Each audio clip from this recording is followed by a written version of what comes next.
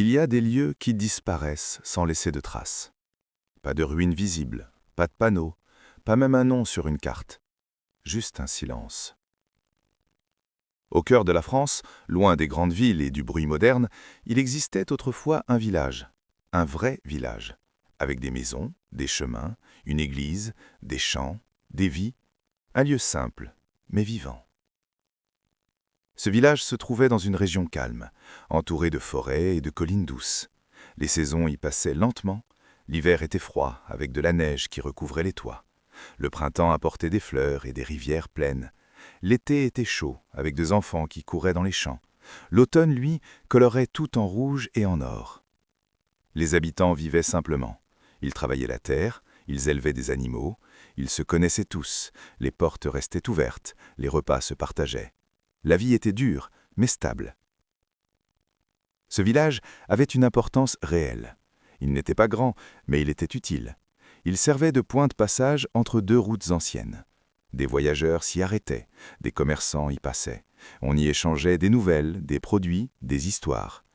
Il y avait une école, une petite, une seule classe. Mais les enfants y apprenaient à lire, à écrire, à compter.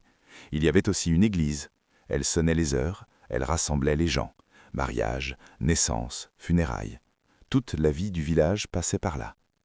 Rien ne semblait fragile. Et pourtant, un jour, sans prévenir, tout a commencé à changer.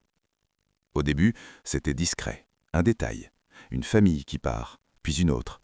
Les raisons étaient simples, du travail ailleurs, une vie meilleure. La ville attirait, elle promettait plus. Le village a commencé à se vider. Les champs restaient parfois sans être cultivés.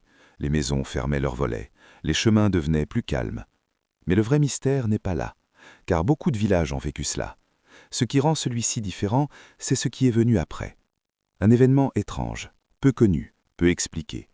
Certains parlent d'une décision administrative, d'autres évoquent un projet secret, d'autres encore parlent d'un danger invisible. Une chose est sûre, le village a été effacé. Pas détruit par une guerre, pas brûlé par un incendie, pas abandonné lentement jusqu'à l'oubli. Non, effacé. Des documents ont disparu, des cartes ont été modifiées, le nom du village a été retiré, comme s'il n'avait jamais existé.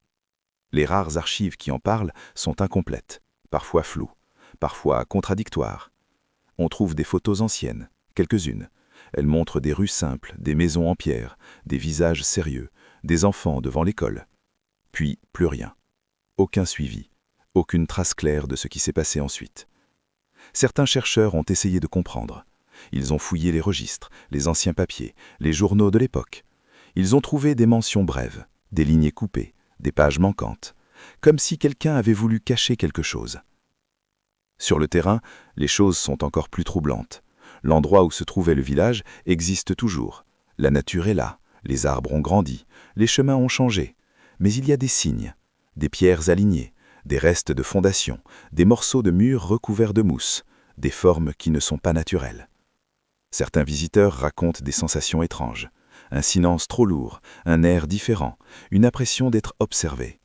D'autres disent avoir vu des structures enfouies, des objets rouillés, des traces d'anciennes installations. Mais rien de clair, rien de complet. Le mystère reste entier. Pourquoi effacer un village ? Pourquoi ne pas simplement le laisser disparaître avec le temps ? Pourquoi supprimer son nom, ses traces, son histoire ? Certaines théories parlent de la guerre. Pendant certaines périodes, des zones entières ont été utilisées pour des opérations secrètes, des tests, des expériences, des activités qui ne devaient pas être connues. Peut-être que ce village se trouvait au mauvais endroit, au mauvais moment. D'autres pensent à une problématique de santé, une maladie, un danger pour les habitants, une contamination. Dans ce cas, effacer le village pourrait être une manière de protéger le reste de la population. Mais aucune preuve solide ne confirme cela. Il y a aussi des idées plus simples. Une erreur administrative, une fusion avec une autre commune, un oubli qui est devenu permanent. Mais cette explication ne satisfait pas tout, car l'effacement semble trop propre, comme si quelqu'un avait pris le temps de tout supprimer, même les souvenirs. Les anciens habitants, s'il en reste, sont difficiles à trouver. Certains auraient quitté la région, d'autres seraient décédés. Les témoignages sont rares, et ceux qui parlent ne sont pas toujours clairs. Ils évoquent des départs rapides, des décisions soudaines, des consignes à suivre. Partir, ne pas revenir. Certains parlent de camions, de matériel, d'hommes venus de l'extérieur. Mais les récits sont fragmentés. Rien de précis, rien qui permette de reconstruire toute l'histoire. Aujourd'hui, le lieu existe encore, mais il n'est plus un village, c'est un espace vide, un endroit que peu de gens connaissent. Ceux qui passent à côté ne voient rien de spécial, juste des arbres, de l'herbe, un terrain comme les autres.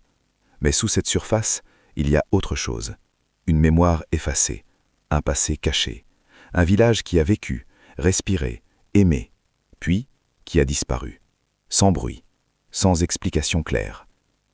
Dans un monde où tout est enregistré, où chaque lieu est cartographié, où chaque donnée est conservée, ce genre de disparition est rare, presque impossible. Et pourtant, elle existe. Elle rappelle que certaines histoires ne sont pas complètes, que certains lieux ne veulent pas être retrouvés, ou que quelqu'un ne veut pas qu'il le soit. Le village français effacé des cartes n'est pas seulement un mystère, c'est une question. Une question sur la mémoire, sur le pouvoir, sur ce qu'on choisit de garder ou d'oublier. Et peut-être que la vérité est encore là, sous la terre, dans les pierres, dans le silence, en attente. Mais tant que personne ne la trouve, ce village restera ce qu'il est devenu, un lieu qui n'existe plus, et pourtant qui n'a jamais vraiment disparu.